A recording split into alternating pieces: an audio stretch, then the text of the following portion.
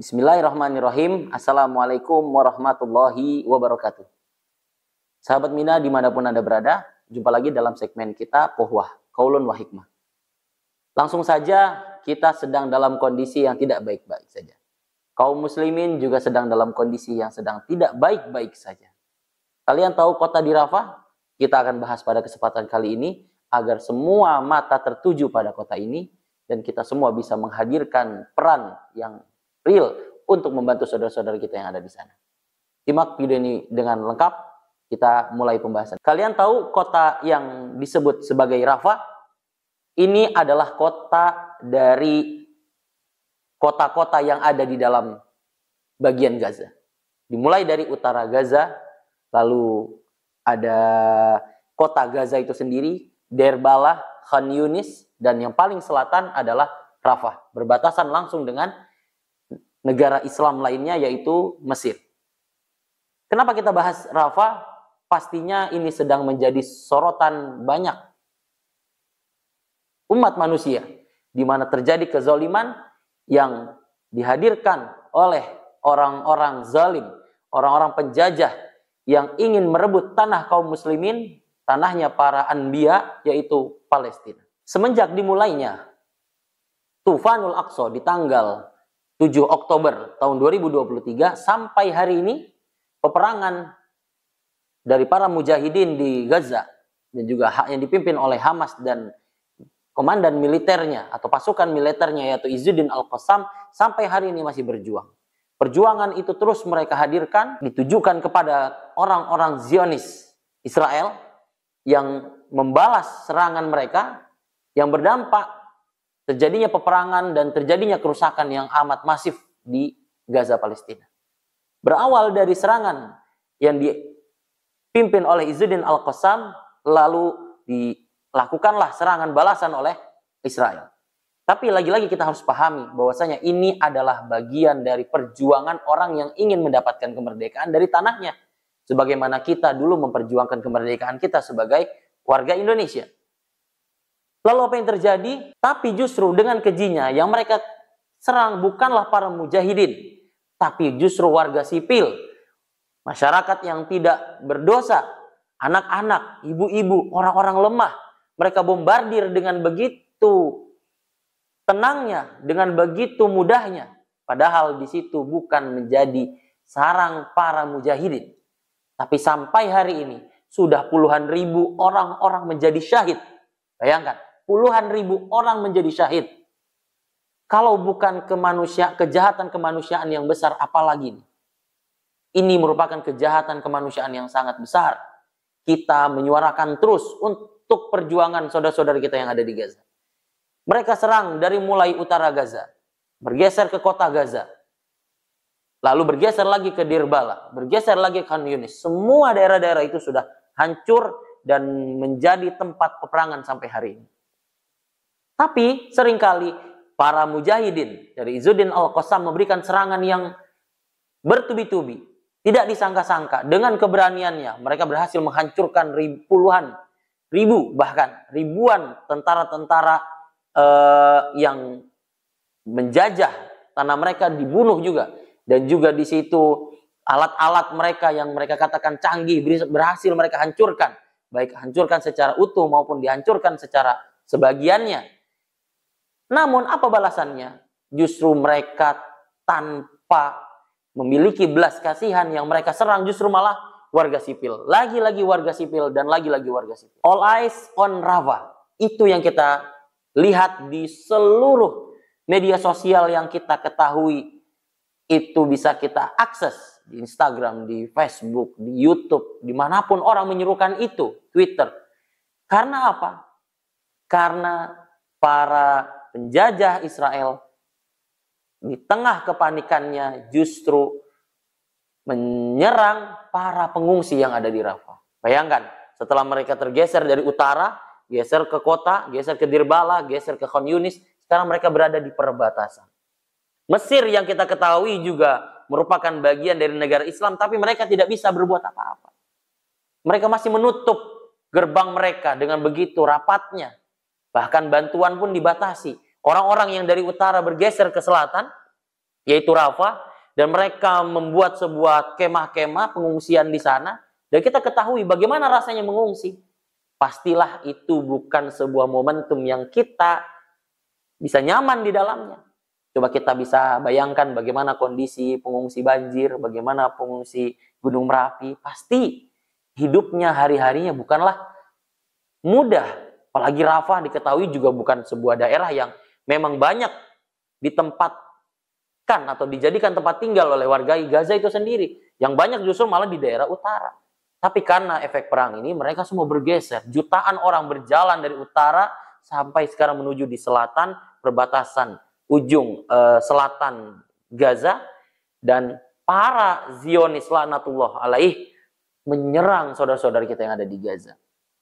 La haula wala quwata illa billah. Hasbunallahu wa ni'mal wakil. Hasbunallahu wa ni'mal wakil. Di tanggal 26 Mei kemarin, diinfokan dari pemerintahan Gaza mengatakan bahwasanya Zionis Israel menerjunkan 900 kilo berat misil di kamp pengungsian di Rafah. Dan diinfokan juga dalam media Gaza, media Al Jazeera bahwasanya pada waktu penyerangan misil seberat 900 kg itu langsung menewaskan sedikitnya 45 orang. 45 orang syahid. La haula wala quwata illa billah. Hasbunallahu wa ni'mal wakil. Dan ini merupakan sebuah kejahatan. Bayangkan orang-orang yang tidak bersalah ingin menapati tempat aman di tengah peperangan, tapi justru mereka sasar dengan kejinya, dengan tidak memiliki rasa belas kasihnya. Sudah di sana sedang dalam kondisi lapar, sedang dalam kondisi yang sulit, air sulit, makanan sulit, bantuan dibatasi. Tapi kita yakin bahwasanya kita semua bisa terus menyuarakan kezaliman ini. Kita bisa terus menyuarakan ketidakadilan ini. Kenapa kita harus andil akan hal itu? Karena al-muslimu akhul muslim. Karena kita sebagai seorang muslim merupakan saudara bagi muslim yang lain. Jangan sampai kita terdiam ketika melihat saudara-saudara kita dibantai dan juga dizolimi di sana. Ayo kita ambil peran. Sebagaimana dunia sudah mengambil sikap yang sudah kita lihat di mana-mana, di media sosial dan dimanapun, kita bisa melihat bahwasanya semua dunia tertuju pada Rafah. Maka dari itu, saya ingin mengutip sebuah hadis yang mengatakan bahwasanya barang siapa yang ikut berkontribusi dalam sebuah perjuangan memerdekakan tanah kemerdekaannya atau tanah airnya, ya, dia berjihad dan memerangi musuh-musuh yang di situ ingin menjajah tanah mereka, faqad ghaza. Laqad ghaza artinya dia sudah ikut berperang. Maka andai kita tidak bisa hadir di sana dengan masafah yang jauh, dengan jarak yang jauh, maka kita bisa andil peran sebisa yang kita mampu. Lalu apa yang bisa kita bantu untuk saudara kita? Banyak hal. Tapi sebelum itu kita harus pahami bahwasanya apa yang sudah Allah tetapkan itu semua adalah ada hikmah di baliknya. Ada hikmah di belakangnya. Kita menjadi sadar bahwasanya persatuan kaum muslimin begitu penting. Kita lihat sekarang sistem yang ada di dunia menundukkan negara-negara muslim yang lain untuk bisa mengambil peran untuk menolong saudara-saudara muslim lainnya. Maka dari itu penting kita terus berdoa kepada Allah agar Allah mempersatukan seluruh kaum muslimin, baik secara daerah maupun secara negara maupun secara perbedaan yang ada. Kita harus bersatu agar kita bisa menolong saudara-saudara kita yang ada di Gaza. Dan Indonesia insya Allah akan merupakan negara yang akan terus menyuarakan kemerdekaan kepada saudara-saudara kita yang ada di Gaza. Apa yang bisa kita lakukan? Yang pertama adalah ad-du'a'u ilallah subhanahu wa ta'ala. Kita bisa terus melayangkan doa-doa terbaik kita untuk saudara-saudara kita yang ada di Gaza. Jangan pernah kita lewatkan waktu-waktu yang Allah janjikan menjadi waktu yang mustajab untuk mendoakan saudara-saudara kita yang ada di Gaza, kita lewati. Sepertiga malam, ketika hujan, ketika kita sedang safar, ketika di waktu-waktu mustajab lainnya, antara azan dan iqamah, sisipkan doa terbaik kita untuk saudara-saudara kita yang ada di Gaza. Jangan pernah kita berhenti mengucapkan atau menguntarkan doa-doa terbaik kita untuk saudara-saudara kita yang ada di Gaza. Dan juga kita doakan semoga para syuhadanya diberikan tempat yang terbaik di sisi Allah Subhanahu wa taala. Yang kedua, kita bisa ikut mengambil peran dalam sisi materi. Kita bisa bersedekah, kita bisa berinfak. melalui media-media yang ada, melalui lembaga-lembaga kemanusiaan yang ada, melalui jaringan-jaringan Baznas atau lembaga-lembaga sosial lainnya yang memang membuka untuk open donasi kepada saudara-saudara kita yang ada di Gaza. Jangan pernah ragu untuk kita sisihkan harta terbaik kita untuk membantu saudara-saudara kita yang ada di Gaza. Maka sedikit yang kita punya sangat berharga untuk saudara-saudara kita yang ada di Gaza. Yang ketiga adalah an-nashru. Kita syiarkan terus. Insya Allah Mitra Dai Indonesia akan terus hadir membersamai juga dalam info-info terbaru untuk menyuarakan perjuangan kemerdekaan saudara-saudara kita yang ada di Gaza. Kita syiarkan kezoliman-kezoliman. Kita syiarkan doa-doa untuk seruan-seruan untuk mendoakan saudara-saudara kita yang ada di Gaza. Bisa melalui berbagai macam media. Bisa langsung terjun ke jalan, bisa melalui status kita, bisa melalui akun media sosial kita, bisa melalui ajakan dan juga seruan yang kita bisa mampu untuk mensyiarkan terus perjuangan saudara-saudara kita yang ada di Gaza. Dan yang keempat adalah al-muqata'ah. Yang keempat adalah memboikot.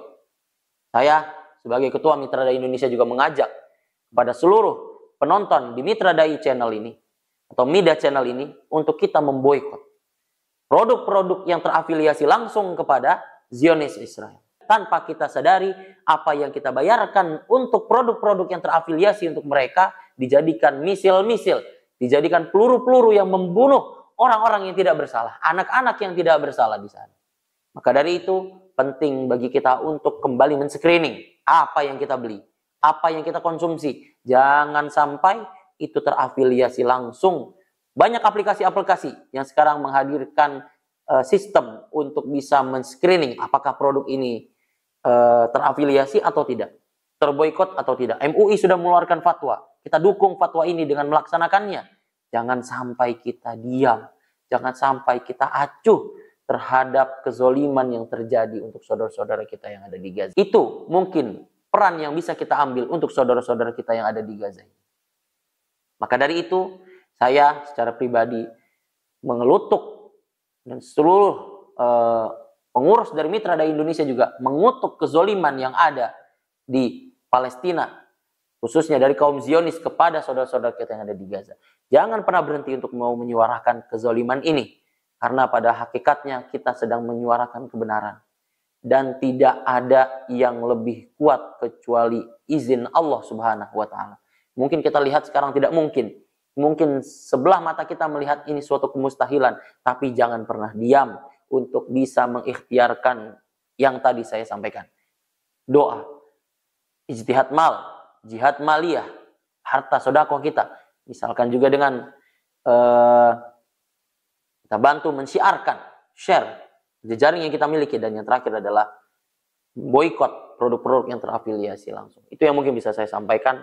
Saya terus mendukung. Semoga saudara-saudara kita di Palestina terus dikuatkan, ditabahkan, disabarkan, dirahmati para syuhadanya. Kita doakan semoga saudara-saudara kita yang ada di Gaza bisa mendapatkan kemerdekaannya. Dan Allah hancur leburkan seluruh para Zionis dan juga para sekutu-sekutunya yang telah meluluh lantahkan tanah air saudara-saudara kita yang ada di Gaza, di Palestina. Dan juga telah membunuh orang-orang yang tidak bersalah di Palestina. Dan juga telah menzolimi saudara-saudara kita yang ada di Palestina. Dan kita doakan juga semoga kaum muslimin selalu bersatu padu untuk mendukung dan juga untuk menolong saudara-saudara kita yang ada di Gaza. Dan terkhususnya untuk negara kita Indonesia juga semoga selalu negara yang bersatu padu untuk menjadi bagian dari kemerdekaan saudara-saudara kita yang ada di Palestina. Amin Allahumma amin. Kurang lebihnya saya mohon maaf. Kita terus pantau info-info terbaru untuk saudara-saudara kita yang ada di Gaza. Barakallahu fikum. Naktafi bihadzal qadar. Share jika video ini bermanfaat. Hadanallahu wa iyyakum ajmain. Assalamualaikum warahmatullahi wabarakatuh.